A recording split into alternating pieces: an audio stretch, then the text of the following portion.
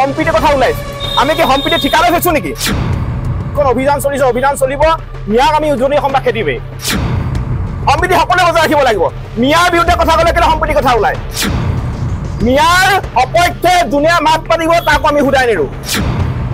সংগঠনে কৈছে যে শিৱসাগৰত শান্তি সম্প্ৰীতি ভংগ হৈছে সেই সংগঠনবিলাকৰ কোনো গণভিত্তি নাই প্ৰথম কথাটো হৈছে আমি অসমৰ খিলঞ্জীয়া মানুহখিনিৰ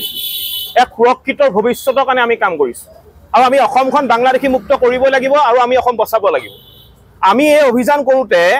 কোনোবাই যদি ক'বলৈ আহে যে আমি শান্তি সম্প্ৰীতি ভংগ কৰিছোঁ আৰু এইবিলাক ভণ্ডামি আমি সহ্য নকৰোঁ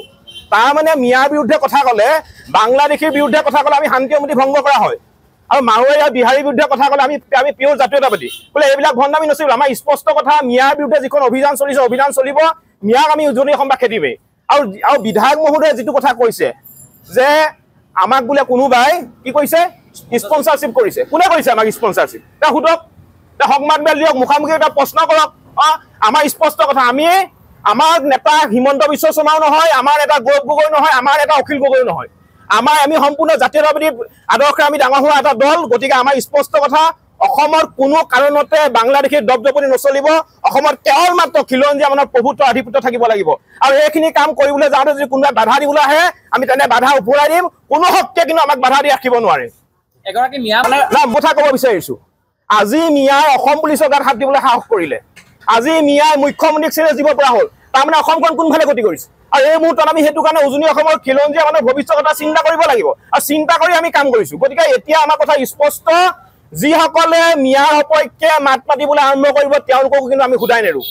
যিসকলে মিয়াৰ সপক্ষে গৈ কথা ক'বলৈ আৰম্ভ কৰিব তেওঁলোককো কিন্তু হুদাই নেৰো স্পষ্ট কথা তেওঁ যোনে নহওক লাগে যোন শক্তিয়ে নহওক কিন্তু আমাক কোনে বাধা দি ৰাখিব নোৱাৰে আমি উজনি অসমৰ মিয়া খেদিমে অসমৰ পৰা মিয়া খেদিমে মিয়া যাবই লাগিব আৰু মুখ্যমন্ত্ৰী মহোদয়ে যিয়ে বেয়া কথা ক'বলৈ আৰম্ভ কৰিব তেনেধৰণৰ মিয়াৰ বিৰুদ্ধে কিন্তু আমি কঠোৰতকৈ কঠোৰ কিন্তু ব্যৱস্থা গ্ৰহণ কৰিম সংগঠনে কৈছে যে শিৱসাগৰত শান্তি সম্প্ৰীতি ভংগ হৈছে সেই সংগঠনবিলাকৰ কোনো গণভিত্তি নাই আপোনালোকে মন কৰিব এই সংগঠনবিলাকৰ কোনো ধৰণৰ গণভিত্তি নাই এতিয়া সম্প্ৰীতিৰ কথা ওলাইছে আমি কি সম্প্ৰীতি ঠিকা লৈ থৈছো নেকি আমি সম্প্ৰীতি ঠিকা লৈ থৈছো নেকি মই সুধিব বিচাৰিছোঁ সম্প্ৰীতি কি অকল আমি বজাই ৰাখিব লাগিব নেকি সম্প্ৰীতি সকলোৱে বজাই ৰাখিব লাগিব মিয়াৰ বিৰুদ্ধে কথা ক'লে কেলে সম্প্ৰীতি কথা ওলায় মিয়াৰ বিৰুদ্ধে যেতিয়া আমি কথা কওঁ তেতিয়া সম্প্ৰীতি কথা ওলায় আৰু মাৰোৱাৰী বিহাৰীৰ বিৰুদ্ধে কথা ক'বলৈ গ'লে তেতিয়া আমি পিয়ৰ জাতীয়তাবাদী হৈ পৰোঁ গতিকে এইবিলাক ভণ্ডামি নচলিব আমাৰ স্পষ্ট কথা মিয়াৰ অপক্ষে যোনে মাত পাতিব তাক আমি হুদাই নিৰু আমাৰ স্পষ্ট কথা উজনি অসমৰ পৰা মিয়া যাবই লাগিব আৰু এই সংগ্ৰাম চলি থাকিব